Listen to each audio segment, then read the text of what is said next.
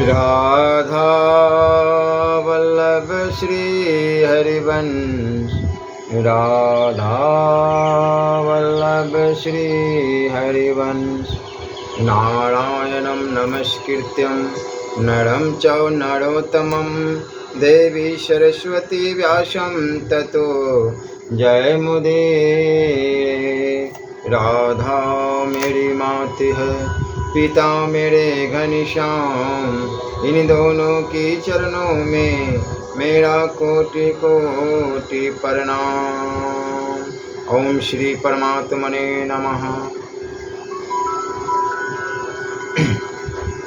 मृत्यु के समय भगवत नाम का बहुत बड़ा महत्व है।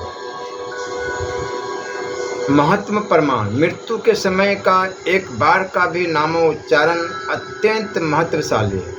यथा जाकर नाम मरत मुख आवा, अधम मुकत होई श्रुति गावा।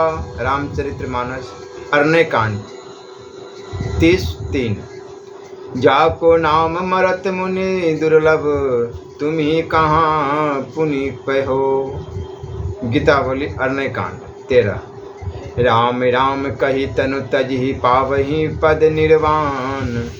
रामचरितमानस अरण्यकांड 20। मृत्यु काले दृजश्रेष्ठ, राम नाम तीयम स्मृत स पाप तमामी परम मोक्षे माप्नोति जमिने। पद्म पुराण क्रियायोग व्यास वचन। अर्थ।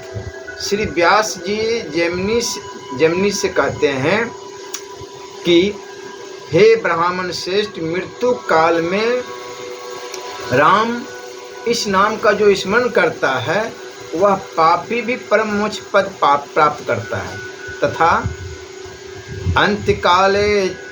अंत्यकाले च मामेव स्मरन् मुक्त्वा कलेवरम यम प्रयातिशं सद्भावं याति नातस्त्रं स्वयं।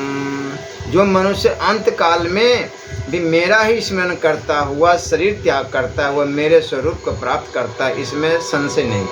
यहाँ तक मृत्यु काल के नामों उच्चारण के प्रमाण लिखे गए। अब नाम श्रवण का महत्व में सुनिए।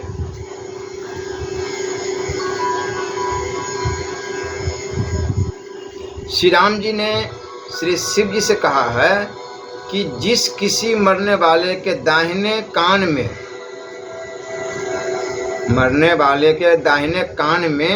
आप यह मंत्र राम मंत्र देंगे, वह मुक्त हो जाएगा। काशी मरत जंतु अवलोकी, जासु नाम बल करो विशोकी। रामचरितमानस बालकांड 118।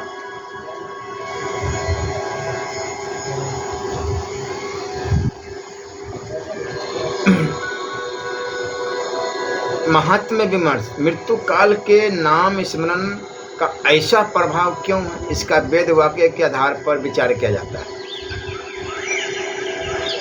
न तस्यं प्रतिमा अस्ति यस्यं नाम महादस्यं। यजुर्वेद 32:3। जिस परमात्मा का नाम और यश महान है, उसकी बराबरी का कोई नहीं है। नाम की महिमा। चहु जुग चहु श्रुति नाम प्रभाऊ, कलि विशेषी नहीं आन उपाऊ। रामचरितमानस बालकांड 21। चारों युगों और चारों वेदों में नाम प्रभाव कहा गया है। कलि काल में विशेष रूप में यही उपाय है, क्योंकि इसमें अन्य उपायों का अभाव सा है। इसमें नाम का प्रभाव प्रत्यक्ष है, तथा ध्यानु प्रथम युग मख विधि दुजे, द्वापर परितोप सत्य प्रभु पूजे। कलि केवल मल मूल मलिना, पाप पयो निधि जनमन मीना। नाम काम तरु काल कराला, सुमिरत समन सकल जग जाला। रामचरितमानस बालकांड 26। अर्थात सत्य युग, त्रेता और द्वापर में कर्म ध्यान यज्ञ और पूजन विधि रूप से रहते हैं, नामाराधन से इन विधियों की रक्षा एवं पूर्ति होती है। यथा नाम जी जपि जागहि जोगी, बिरति बिरंची पर पंच वियोगी, ब्रह्म सुख ही अनुभव ही अनुपा, अकथे अनामय नाम न रूपा। रामचरितमानस बालकांड 21। कली केवल कली काल में यह नाम केवल विधियों के बिना स्वयं ही सब कल्याण करता है, क्योंकि कलियुग पाप मूल एवं मलिन है। इसमें लोग पाप सागर के मीन हो रहे हैं। अतः राजा रूप राम नाम के संरक्षण से ही अन्य साधन सिद्ध होते हैं। यथा नाम राम को अंक है, सब साधन है शून, अंक गए कछु हाथ नहीं, अंक रहे 10 गुण। दोहावली 10। श्री राम का नाम अंक 1 2 3 के समान है और समस्त साधन कर्म योग ज्ञान यदि शून्य के समान है। अंक के चले जाने पर हाथ में कुछ नहीं रह जाता। शून्य का अर्थ कुछ न रहना है और अंक रह जाने पर वह शून्य 10 गुने 10 20 30 महत्व पाते हैं। तथा नहीं कली कर्म न भक्ति विवेकु, राम नाम अवलंबन एकु। रामचरितमानस बालकांड 26।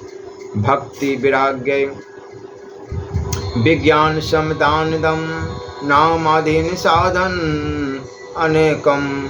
विनय पत्रिका 46। इसी से नाम को सदा से महान यश प्राप्त होता आया है। यथा चहु जुग तिनि काल तिहु लोका, भय नाम जपी जीव विशोका। रामचरितमानस बाल कांड 26। कुछ उदाहरण, जैसे कोई यशस्वी वैद्य अच्छे देशों में जड़ी बूटी की औषधियों में कुछ रसायन देकर बहुतों का कल्याण करता है, इससे उसका यश फैल जाता है। संयोग से यदि वह किसी ऐसे देश में जा पहुंचता है जहां जड़ी बूटी नहीं मिलती, वहां वो रसायन मात्र से रोगियों की रक्षा कर अपने यश की रक्षा करता है और अपने नाम की लज्जा रखता है। वैसे यशस्वी राम नाम भी विधिहीन कली काल में अपने ही प्रभाव रूपी रसायन है, अपनी लज्जा रखता है। ध्यान यज्ञ और पूजन आदि विधियों के अभाव की भांति नाम जब विधि के अभाव में भी अपने यश की रक्षा करता है। गोस्वामी तुलसीदास जी ने कहा है, शोधो को जो नाम लाजते नहीं, राखियो रघुवीर कारुण्य के बिनु कारण ही, हरि हरि सकल भव भीर। वेद विदित जग विदित अजामिल, विप्र बंधु अगधाम, घोर जमालय जाते निवार्यो, सुति हित सुमिरत नाम। पशु पामर अभिमान सिंधु, गज ग्रस्यो आई जब ग्राह, सुमिरत सु सकृत उपाधि आए, प्रभु हरियो दुसह उर्दा। व्याध निषाद गिद गणकादिक, अग्निते अवगुण मूल, नाम ओटते नाम सबनी, की दूरी करी सब शूल। विनय पत्रिका 144। श्री राम जी अपने नाम की लज्जा रखने के लिए बिनु कारण ही नाम जप विधि ही नाम जापक की विभव भीड़ का हरण करते हैं, उसके प्रति करुणा हो आती है और उसके रक्षार्थ आपके हृदय में त्योरा और विरलता जग जाती है। यथा अंतर जामहु जमी हूँ, ते बर बाहिर जामी है, जे राम नाम लिए ते, धावत धेनु पहनाई लवाई, जो बालक बोलनी कान किए ते। इसी पद में आगे अजामिल और गजेंद्र आदि के कई उदाहरण हैं। अजामिल ने बेटे के लक्ष्य पर नारायण नाम लिया है, उच्चारण ठीक था पर लक्ष्य ठीक नहीं था। इस पर भगवान के पार्षदों ने बाद वाद होने पर अंत में कहा कि इसने यमदूतों से डरकर नारायण यह नाम पुकारा। इस डर से बचाने वाले तो भगवान नारायण ही है, बेटा नारायण नहीं। अतः यह भगवान के द्वारा ही रक्षणीय है। गजेंद्र के हृदय का लक्ष्य ठीक था, पर उच्चारण नहीं था। उसने डूबने के समय भगवान का ध्यान रखकर शुंड का अग्रभाग फैला दिया कि क्षण भर में भी बच जाऊं। इतने में भगवान ने रा उच्चारण का संकेत मान लिया। फिर डूबने से प्रथम ही भगवान ने बचा लिया। डूबने में मुंह बंद करने में मौ का संकेत भी हो जाता, पर आधे नाम के संकेत पर ही उसकी रक्षा हो गई। यथा तेरियो गंध जाके अर्ध जनाय, यहाँ नाम लेने के संकेत मात्र पर रक्षा हुई। ऐसे ही व्याधियों के भी भाव। ऐसे यशस्वी श्री राम नाम का अंत के समय एक बार स्मरण पर मुक्ति होने पर विचार करना है। अंत का एक बार भी नामोच्चारण इसके समस्त पापों को भस्म कर देता है। यथा जासु नाम पवक अघम तूला, संकेत से परिहास में स्तोभ या क्रिया पूर्वक भी भगवान का नाम लेने से समस्त पाप नष्ट होते हैं। अज्ञान अथवा ज्ञान पूर्वक किया हुआ पुण्य श्लोक भगवान का नाम उच्चारण मनुष्य के पापों को उसी प्रकार जला देता है जैसे किसी प्रकार डाला हुआ ईंधन अग्नि में भस्म हो जाती है।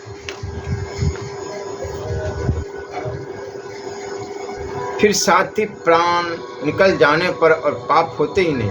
इसे यह मनुष्य नाम प्रभाव से मुक्त हो जाता है। यथा पाई न के ही गति पतित पावन राम भजी, सुनु सठ मना गण का अजामिल व्याध गिधि, गजादि खल तारे घना, आभीर बजमन किरात खस, स्वपचादि अति अघरूप जे, कही नाम बारक ते पी पावन, हो ही राम नमामि ते। रामचरितमानस उत्तरकांड 129। अंत में नामोच्चारण के साथ शरीर छोड़ने में भगवान अपने नाम की महत्ता सिद्ध करते हुए यह मान लेते हैं कि इसने मेरा नाम लेकर जो शरीर छोड़ा है, इसका तात्पर्य है कि अपना शरीर मुझे संकल्प कर दिया है। अतः इस शरीर के संबंध वाले एवं इसके पूर्व शरीरों के सभी पाप और पुण्य भी मुझे ही पचाना चाहिए।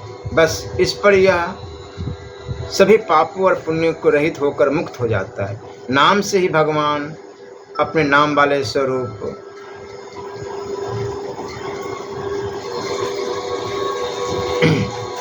एवं धाम प्राप्ति की आकांक्षा भी पूरी करते हैं। परमाणु ऊपर आ गए हैं। इतनी महिमा और इतनी प्रभाव है नाम जप का कि मृत्यु के समय निकट आने पर भी यदि मनुष्य एक बार भी नाम ले ले तो उसका कल्याण हो जाता है। राधा राधा राधा राधा राधा राधा राधा राधा 84 लाख योनियों में परिभ्रमण करता हुआ जीवात्मा भगवत कृपा से मनुष्य योनि को प्राप्त करता है। जीव जब गर्भावस्था में आता है तो वहाँ के भयंकर कष्टों से पीड़ित होकर अपने आत्म उद्धार के लिए भगवान की स्तुति करता हुआ सर्वदा भगवत नाम उच्चारण करने की प्रतिज्ञा करता है। किंतु वह जीव जब गर्भ से बाहर आता है तब अपनी की हुई प्रतिज्ञा को भूलकर सांसारिक माया मोह में आसक्त हो जाता है। सांसारिक माया मोह में आसक्त होने के कारण वह जीव आत्म उद्धार न कर वही कर्म करता है जिससे बंधन को प्राप्त होकर सर्वदा जन्म मरण के चक्र में फंसा रहता है।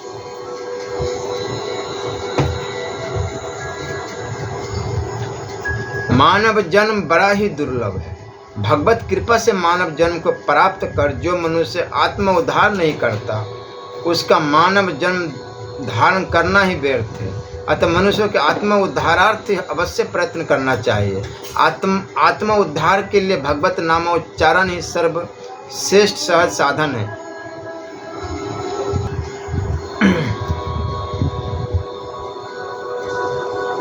मानव जन्म बड़ा ही दुर्लभ।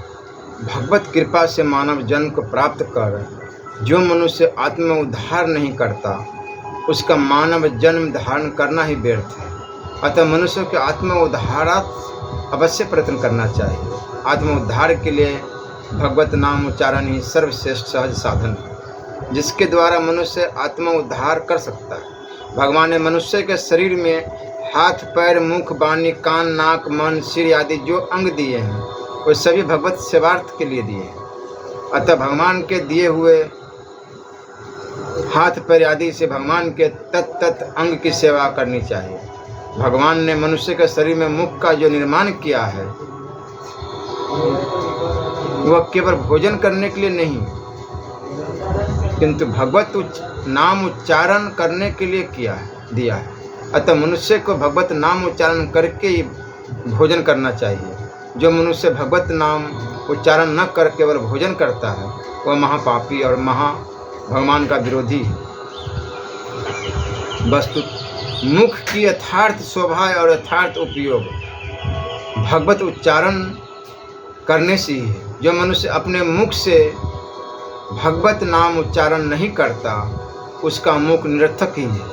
इसलिए मनुष्य को अपने मुख को सार्थक करने के लिए सर्वदा भगवत नाम उच्चारण करना चाहिए। भगवान ने मनुष्य के मुख में जो वाणी दी है वो व्यर्थ की बातें करने के लिए नहीं दी है किंतु भगवान की लीलाओं के गायन करने के लिए दी है। जो मनुष्य अपनी वाणी के द्वारा भगवान की लीलाओं का गायन नहीं करता उसकी वाणी मेढक की जीभ की तरह ही समझो।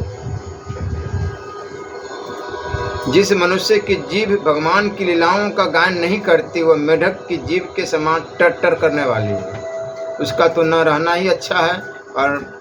और भी कहा है, जिस वाणी के द्वारा अविनाशी भगवान श्री कृष्ण के नाम, लीला, गुण आदि का उच्चारण नहीं होता वह वाणी भावपूर्ण होने पर भी निरर्थक है, सुंदर होने पर भी असुंदर है और सर्वोत्तम विषय का प्रतिपादन करने वाले होने पर भी असत कथा है। जो वाणी और वचन भगवान के गुणों से परिपूर्ण रहते हैं वही परम पावन है, वही मंगलमय है और वही परम सत्य है। जिस वाणी से भगवान श्री कृष्ण के परम पवित्र यश का गान होता है वही परम रमणीय, रुचिकर एवं प्रतिक्षण नई नई जान पड़ती है। उसे अंत काल तक मन को परमानंद की अनुभूति होती रहती है। मनुष्य का समस्त शोक चाहे वह समुद्र के समान लंबा और गहरा क्यों न हो, उस वाणी के प्रभाव से सदा के लिए सुख जाता है। जिस वाणी से जगत को पवित्र करने वाले भगवान श्री कृष्ण के यश का कभी गान नहीं खोता वह कौओं के लिए उच्छिष्ट फेंकने के स्थान के समान अत्यंत अपवित्र है। मानस सरोवर निवासी हंस अथवा ब्रह्म धाम में विहार करने वाले भगवत उच्चारण बिंदा अर्चित परमहंस भक्त उसका कभी सेवन नहीं करते। निर्मल हृदय वाले साधु जन तो वही निवास करते हैं जहाँ भगवान रहते हैं। भगवान ने मनुष्य को जो जिह्वा दी है वह खासकर भगवत नाम उच्चारण के लिए ही दी है। अतः जो मनुष्य भगवान की दी हुई जिह्वा के द्वारा भगवत नाम उच्चारण नहीं करता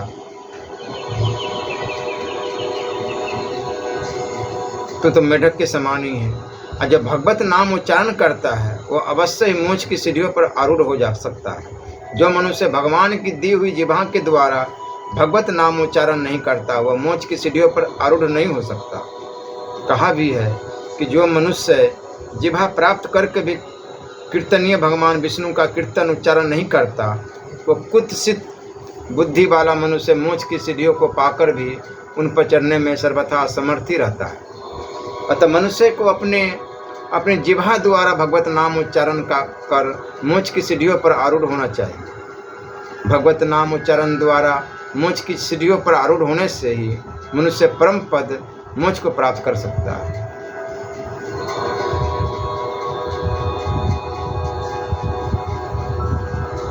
श्रीमद् भगवत गीता 1:9।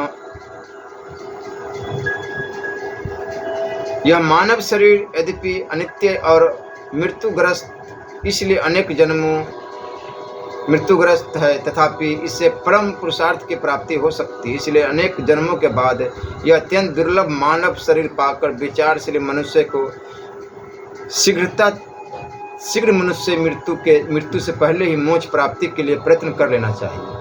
मानव जीवन का मुख्य उद्देश्य मोक्ष प्राप्ति है, विषय भोग नहीं। विषय भोग तो सभी योनियों में प्राप्त हो सकते हैं, जो कि मनुष्य के लिए सर्वथा त्याज्य है। समस्त योनियों में मनुष्य योनि श्रेष्ठ कही गई है। मनुष्य योनि के श्रेष्ठ होने का कारण यह है कि इसी योनि के द्वारा मोक्ष की प्राप्ति की जा सकती है, अन्य योनियों के द्वारा नहीं की जा सकती। मनुष्य के लिए मोक्ष ही प्राप्ति बहुत ही श्रेष्ठ है और आवश्यक वस्तु है। मोक्ष की प्राप्ति होने पर अनंतर मनुष्य सदा के लिए पुनरपि जन्मन पुनरपि मरणम के चक्कर से मुक्त हो जाता है। अतः मनुष्य को मोक्ष की प्राप्ति के लिए विशेष प्रयत्न करना चाहिए। दुख का विषय है कि जिस मोक्ष की प्राप्ति से मनुष्य बारंबार जीवन मरण के चक्र में से छूट जाता है, उस मोक्ष की प्राप्ति के लिए वह प्रयत्न नहीं करता, किंतु साधारण पशु पक्षी की तरह आहार, निद्रा, भय, मिथुनादि अनित्य लौकिक सुख भोगों में ही आसक्त रहता है।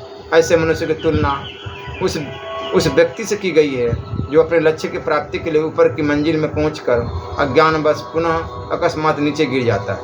ऐसे मनुष्य के लिए ही भगवान वेद व्यास जी ने कहा है। अतः बुद्धिमान मनुष्य को संसार चक्र से छुटकारा पाने के लिए मोक्ष प्राप्त अर्थ सदा प्रयत्न करना चाहिए। मोक्ष प्राप्ति के लिए भगवत नाम से बढ़कर कोई और सुलभ साधन नहीं है। इसलिए मनुष्य को मोक्ष प्राप्ति के लिए सदा सर्वदा भगवत नाम का उच्चारण करना चाहिए। भगवत नाम का उच्चारण वही मनुष्य कर सकता है जिसका भगवान में श्रद्धा और विश्वास हो। श्रद्धा और विश्वास के बिना मनुष्य भगवत नाम का उच्चारण नहीं कर सकता। अतः भगवत नाम के उच्चारण मनुष्य को भगवान के प्रति श्रद्धा और विश्वास रखना चाहिए। भगवान के प्रति श्रद्धा और विश्वास न होना भी भगवत कृपा पर ही निर्भर है। भगवत कृपा के बिना मनुष्य भगवान में श्रद्धा और विश्वास नहीं कर सकता। अतः स्पष्ट है कि भगवत कृपा से ही मनुष्य भगवान के प्रति श्रद्धा और विश्वास को प्राप्त कर भगवत नाम का उच्चारण कर सकता है। भगवत नाम का उच्चारण मनुष्य जीवन के प्रारंभ काल से ही होना चाहिए। जो मनुष्य अपने जीवन के प्रारंभ काल से ही भगवत नाम के उच्चारण का अभ्यास कर लेता है, वही अपने मृत्यु के समय में भी भगवत नाम का उच्चारण कर सकता है। जो मनुष्य अपने जीवन के प्रारंभ काल में भगवत नाम का उच्चारण अभ्यास नहीं करता, उसके लिए मृत्यु के समय भगवत नाम का उच्चारण करना बहुत ही कठिन है। अतः मनुष्य को अपने जीवन के प्रारंभ काल से ही भगवत नाम के उच्चारण करने का अभ्यास कर लेना चाहिए। ऐसा देखने में भी आता है कि बहुत से लोग हैं मृत्यु का निकट आने पर अपने सगे संबंधी रिश्तेदारों को ढूंढना चालू करते हैं